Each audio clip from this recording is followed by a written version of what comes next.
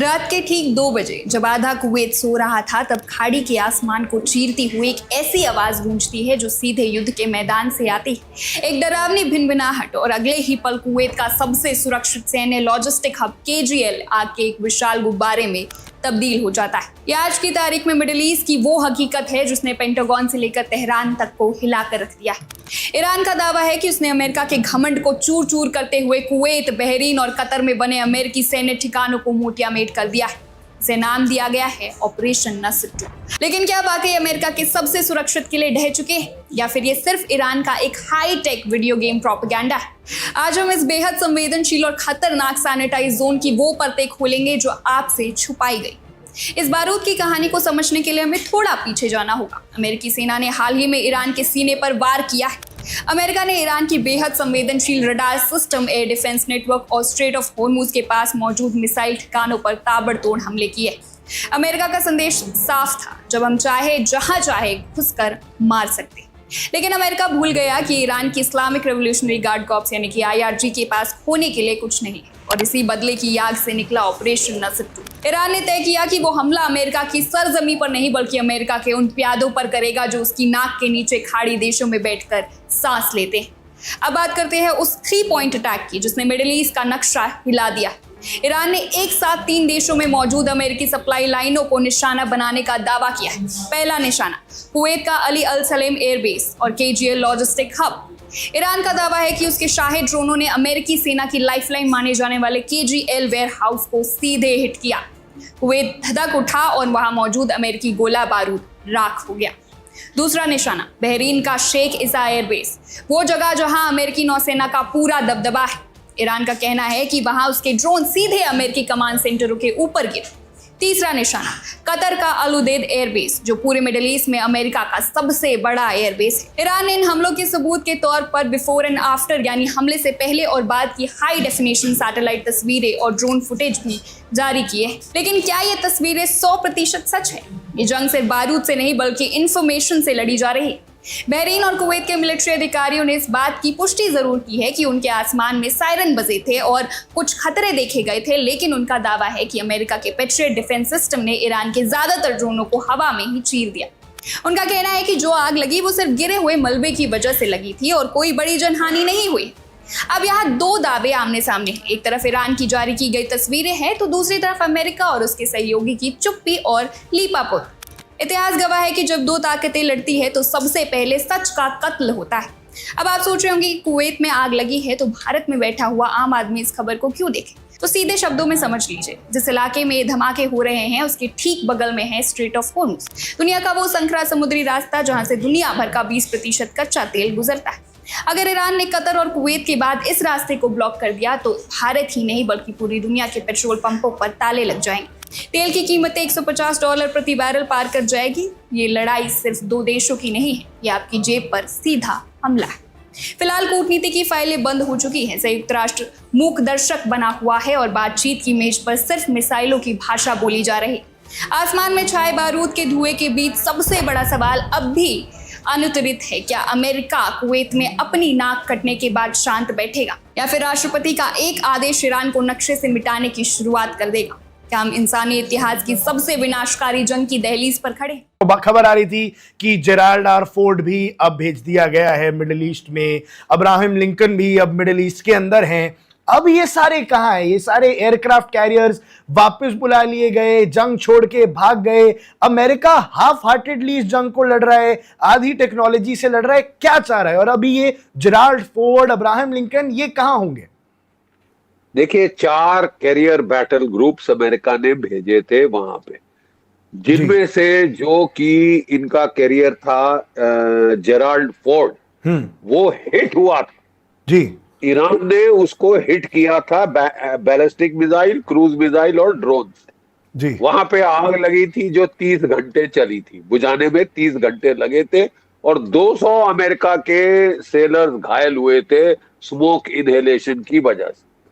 तो उनको तो जेराल्ड फोर्ड को उठा के ले जाना पड़ गया वापस अमेरिका, जहां वो 2-3 साल अंडर रिपेयर रहेगा।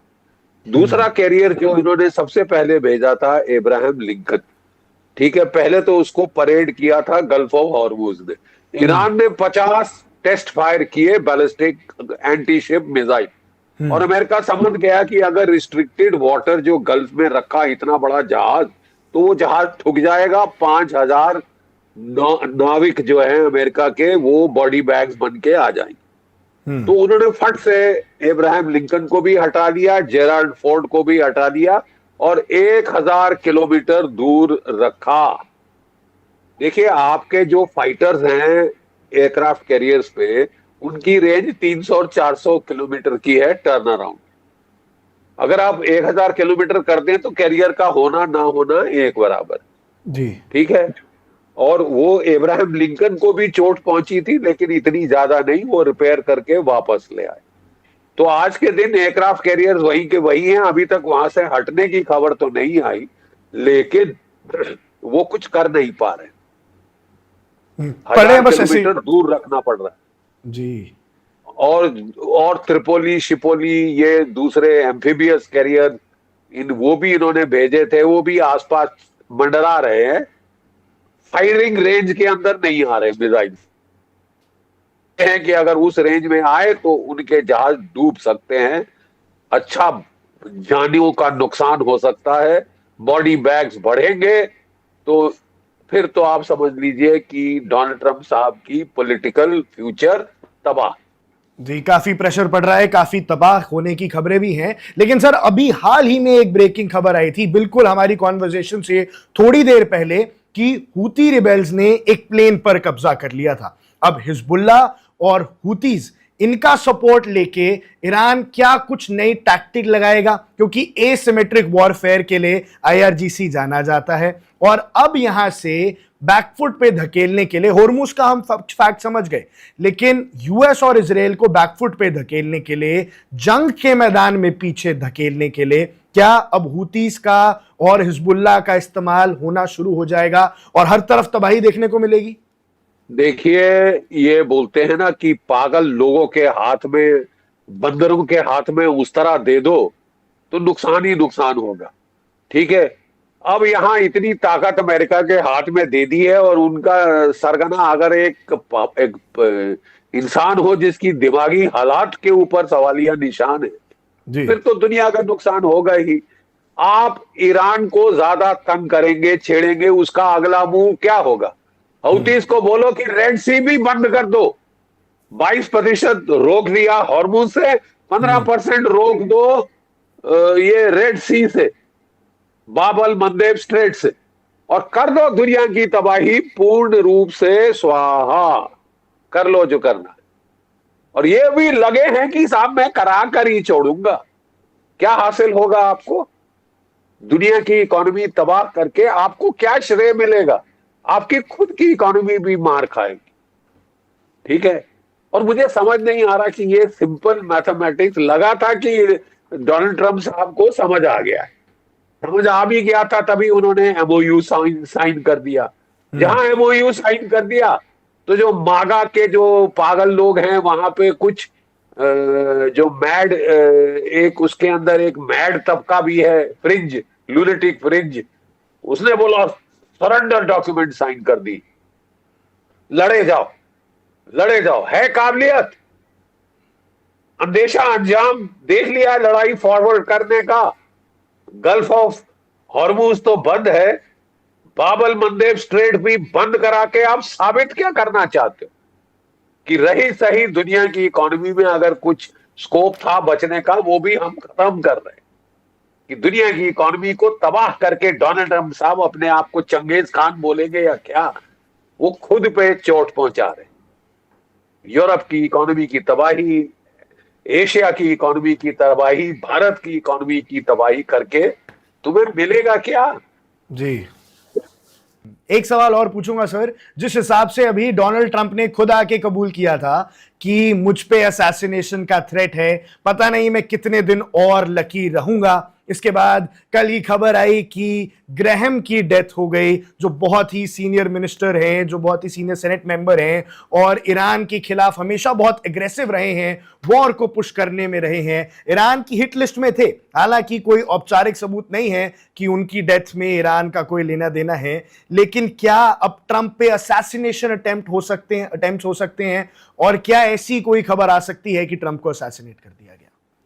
देखिए, अगर ट्रंप और इजराइल आयतुल्लाह खमैनी को असैसिनेट कर सकते हैं, 48 टॉप कमांडरों को असैसिनेट कर सकते हैं और मार उस पे भंगड़ा कर रहे हैं कि हमने मार दिया, मतलब वो ये भी नहीं कह रहे कि हमने कोई क्लैंडेस्टाइन किया है, शरेआम कह रहे हैं हमने मारा और मारेंगे, मुश्तबा को भी मारेंगे। ठीक है, तो कल अगर दूसरे आपके बर खिलाफ यही करें, उनकी टेक्निक अलग होगी, वो टेररिस्ट के थ्रू वो करेंगे। ठीक है, लोकल या कहीं और के टेररिस्ट लोगों के करने की कोशिश करेंगे। इतना आसान तो नहीं है, मैं साफ कह दूं, क्योंकि यूनाइटेड स्टेट्स दो महासागरों के बीच है। मतलब उसकी जो, जैसे कहते हैं ना, किले की मोट होती थी, ये तो किला है, अलग से वहां है, वहां पे जाके किसी का मारना कर पाना बहुत मुश्किल है। लेकिन ये जरूर है कि डोनाल्ड ट्रंप साहब को बड़ी सिंपैथी मिलती है। जब उनपे असैसिनेशन अटेम्प्ट हुआ था और उस वक्त वो डरे नहीं थे, साफ कहना पड़ेगा कि वो मतलब हैरत में पकड़े गए, तो उनको भी समझ नहीं आया क्या, तो थोड़ी बहादुरी दिखा दी। जो जब उनको वियतनाम जाना था लड़ने के लिए, तब वो वहां से चिकन आउट हो गए थे। अरे 5 बार इन्होंने टूर ऑफ ड्यूटी वियतनाम में डॉज करी है। और अपना जब लड़ने का टाइम था, जब जवान थे, तब तो लड़े अड़े नहीं, तब तो भागे लड़ाई से दूर, बेशर्मी से कि मेरी तबीयत ठीक नहीं, ये ठीक नासाज है, ये वो है। अब दुनिया को धकेल रहे हैं मरने के लिए। क्या हक क्या है आपको? पागलपने में आपकी तो हद बढ़ गई है।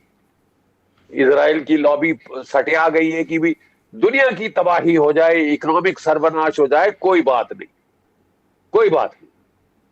लेकिन ईरान को जरूर तबाह करना। वो सना को, फिर ईरान भी तो अपनी जान के लिए लड़ रहा है साहब, वजूद के लिए लड़ रहा है।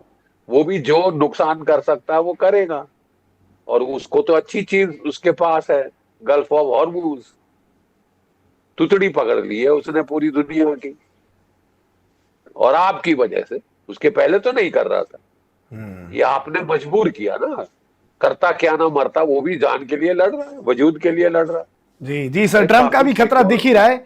लेकिन सर, जाते जाते एक आखिरी सवाल कि ये जंग भाई अब कहां जा रही है, किस तरफ जा रही है, तीनों के पर्सपेक्टिव से समझना चाहूंगा। यूएस के पर्सपेक्टिव से, ईरान के पर्सपेक्टिव से और इजराइल के पर्सपेक्टिव से। अब इन तीनों के पर्सपेक्टिव से what is the next step for this week, क्योंकि अब ये जंग पूरी तरीके से एस्केलेट हो चुकी है, जैसा कि आपने हमारा अंदाज था कि इतनी अकल है डोनाल्ड ट्रंप को कि वो समझते हैं कि दुनिया की इकोनॉमिक तबाही हो रही है, तो वो जंग को ज्यादा नहीं बढ़ाएंगे, छुटपुट बढ़ा देंगे, फिर टॉक्स पे आ जाएंगे। लेकिन साहब, जो विश्व साइकिल शुरू हो गया है, ये तो आउट ऑफ कंट्रोल जाते लग रहा है मुझे।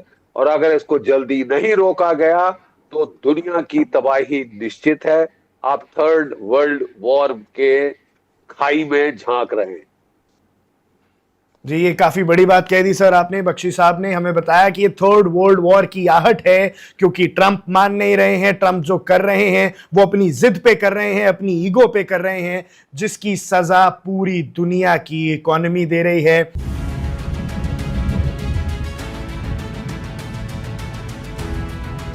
पश्चिम एशिया से इस वक्त की सबसे बड़ी और खौफनाक खबर। बात सिर्फ अब बयानों की नहीं रही, मिडिल ईस्ट में ऑल आउट वॉर यानी आर पार की जंग छिड़ चुकी है। बीती रात जो हुआ उसने दुनिया के सबसे बड़े सुपर पावर अमेरिका की नींदें उड़ा दी है। जी हाँ, दावा है कि ईरान की 4 खतरनाक बैलिस्टिक मिसाइलें अमेरिकी एयर डिफेंस को धत्ता बताते हुए जॉर्डन के किंग फैजल एयरबेस पर जा गिरी। जॉर्डन, जो अब तक खुद को इस जंग से दूर रख रहा था, वो अब सीधे ईरान के निशाने पर। सोशल मीडिया पर वीडियो वायरल है। बहस गर्म है कि क्या दुनिया का सबसे अभेद अमेरिकी डिफेंस सिस्टम फेल हो गया है। सच क्या है, प्रोपेगेंडा क्या है और ट्रंप की उस आखिरी चेतावनी का मतलब क्या है जिससे तेहरान में हड़कंप मचा हुआ है। सबसे पहले बात उस एयरबेस की जहां अमेरिकी सेना तैनात। कल रात अचानक जॉर्डन का आसमान मिसाइलों की रोशनी से कांप उठा। क्या वाकई ईरान ने अमेरिकी सुरक्षा घेरे को भेद दिया? जॉर्डन की सेना ने फ्रंट पर आकर कहा है कि उन्होंने 15 जुलाई को 3 ईरानी मिसाइलों को हवा में ही मार गिराया, लेकिन ग्राउंड से आ रही खबरें कुछ और ही इशारा कर रही हैं। सोशल मीडिया पर दावा है कि मलबे गिरने से अलग हटकर भी बड़े धमाके सुने गए। अगर ये दावा 100% सच है तो इसका सीधा मतलब है कि ईरान की मिसाइल टेक्नोलॉजी अब अमेरिका के लिए सबसे बड़ा सिरदर्द बन चुकी है। कोई भी देश, कोई भी कोना अब सेफ नहीं है। अब देखिए कि अमेरिका ने इसका क्या बदला लिया। वॉशिंगटन से हरी झंडी मिलते ही अमेरिकी सेंट्रल कमांड यानी कि सेंटकॉम ने ईरान पर ऐसा प्रहार किया जो हाल के इतिहास में नहीं देखा गया। पूरे 7 घंटे, जी हाँ 7 घंटे तक अमेरिकी फाइटर जेट्स, ड्रोन्स और वॉरशिप्स ने ईरान के होर्मुज और तटीय इलाकों में तबाही मचाई। ईरान के missile depot, drone launching pads और कोस्टल डिफेंस को मलबे के ढेर में तब्दील कर दिया गया। इतना ही नहीं, अमेरिका ने ईरान की आर्थिक कमर तोड़ने के लिए उसके बंदरगाहों की नौसैनिक नाकेबंदी यानी कि नेवल ब्लॉकेड भी कर दी है। अब ईरान का कोई जहाज ना बाहर जा सकता है और ना ही अंदर आ सकता है। सेंटकॉम के कमांडर एडमिरल ब्रड कूपर ने साफ कहा है कि इस वक्त समंदर में अमेरिका के 20 से ज्यादा खतरनाक युद्धपोत और आसमान में सैकड़ों फाइटर जेट्स मंडरा रहे हैं। अमेरिका का गुस्सा जायज है। पिछले 7 दिनों में ईरान ने 7 कमर्शियल जहाजों को निशाना बनाया, जिसमें कई बेकसूर नाविक मारे। लेकिन कहानी में ट्विस्ट तब आया था जब ईरान की सबसे क्रूर सेना यानी कि IRGC ने एक सनसनीखेज दावा कर दिया। ईरान ने कहा कि जॉर्डन तो सिर्फ झांकी थी, असली खेल तो बहरीन और कुवैत में हुआ। तेहरान का दावा है कि उसने बहरीन और कुवैत में मौजूद अमेरिकी मिलिट्री बेसिस पर मिसाइलें दागी। याद रखिए, बहरीन में अमेरिका की सबसे बड़ी समुद्री ताकत यानी 5th फ्लीट बैठती है। अगर ईरान के मिसाइल क्रू ने बहरीन को टच कर दिया तो इसका मतलब है कि पूरा खाड़ी क्षेत्र यानी कि गल्फ रीजन इस वक्त बारूद के ढेर पर, जिसमें सिर्फ एक चिंगारी की कसर है। इस जलती हुई आग में सबसे बड़ा धमाका किया है अमेरिकी राष्ट्रपति डोनाल्ड ट्रंप ने डिप्लोमेसी का मुखौटा उतारकर फेंक दिया है। फॉक्स न्यूज को दिए इंटरव्यू में ट्रंप ने तेहरान को वो धमकी दी है जिससे पूरी दुनिया सन्न रह गई। ट्रंप ने कहा कि आने वाली रातें ईरान के लिए कयामत जैसी होंगी। अगर ईरान चुपचाप बातचीत की मेज पर नहीं आया तो अमेरिका अब सिर्फ उसके मिलिट्री बेस नहीं उड़ाएगा, अमेरिका सीधे ईरान की नागरिक बुनियादी ढांचे यानी सिविलियन इंफ्रास्ट्रक्चर को टारगेट करेगा, यानी ईरान के बिजली घर, पावर ग्रिड, बांध और पुल। ट्रंप के शब्द थे, ये सैन्य कार्रवाई तब तक जारी रहेगी जब तक मैं ये नहीं कह देता कि अब काफी। यानी ट्रंप इस बार ईरान को पूरी तरह घुटनों पर देखना चाहते हैं। तब सवाल ये नहीं है कि जंग होगी या नहीं, सवाल ये है कि ये जंग कितनी भयानक होगी। एक तरफ ईरान झुकने को तैयार नहीं है और अपने पड़ोसियों पर मिसाइलें दाग रहा है, दूसरी तरफ अमेरिका ईरान का नामो निशान मिटाने की जिद पर अड़ा है। अगर आज रात अमेरिका ने ईरान के पावर ग्रिड्स को उड़ा दिया तो क्या ईरान दुनिया की लाइफलाइन माने जाने वाले होर्मुज को हमेशा के लिए ब्लॉक कर देगा? अगर ऐसा हुआ तो पेट्रोल डीजल की किल्लत और तीसरे विश्व युद्ध की आहट आपके दरवाजे तक पहुंचने में देर नहीं लगेगी।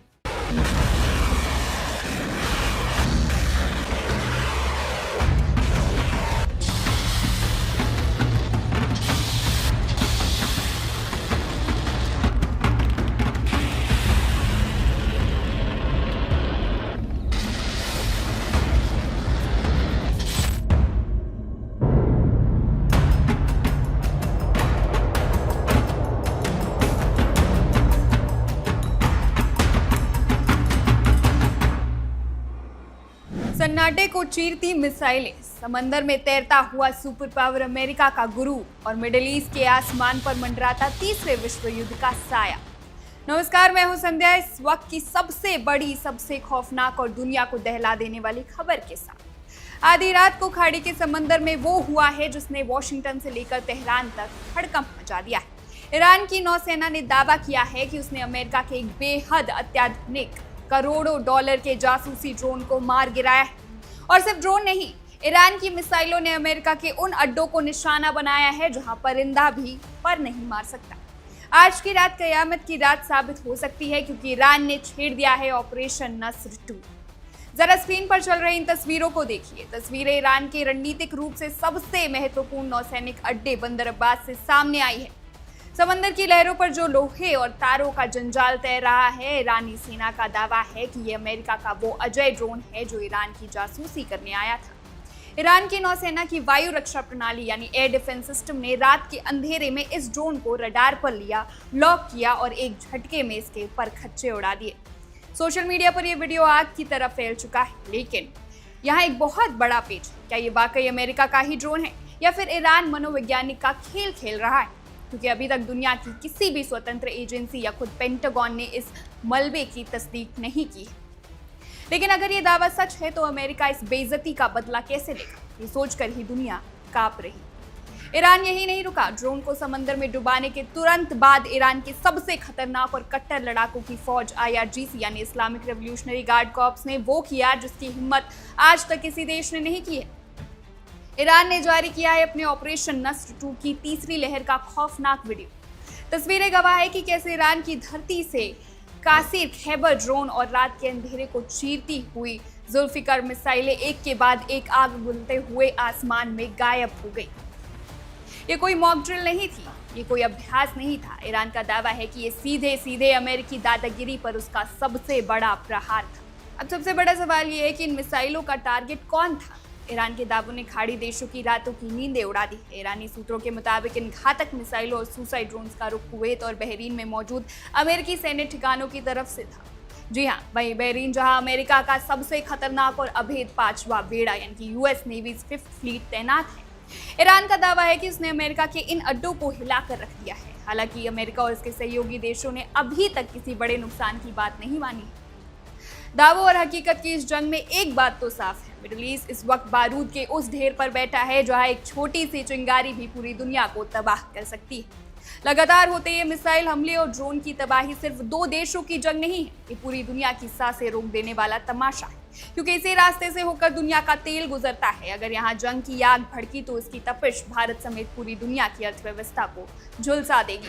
सुरक्षा और स्थिरता के सारे दावे इस वक्त हवा में उड़ चुके हैं। ईरान ने मिसाइलें दाग दी हैं, ड्रोन का मलबा समंदर में तैर रहा है। अब गेंद अमेरिका के पाले में। क्या सुपर पावर अमेरिका चुप बैठेगा या फिर वॉशिंगटन से कोई ऐसा आदेश निकलने वाला है जो ईरान का भूगोल बदल कर रख देगा? क्या ऑपरेशन नस्र 2 की ये तीसरी लहर दुनिया को महाविनाश की तरफ ले जा रही है? पल पल बदलती इस खौफनाक स्थिति पर हमारी नजर लगातार बनी हुई है। आप देखते रहिए one India. Subscribe to One India and never miss an update. Download the One India app now.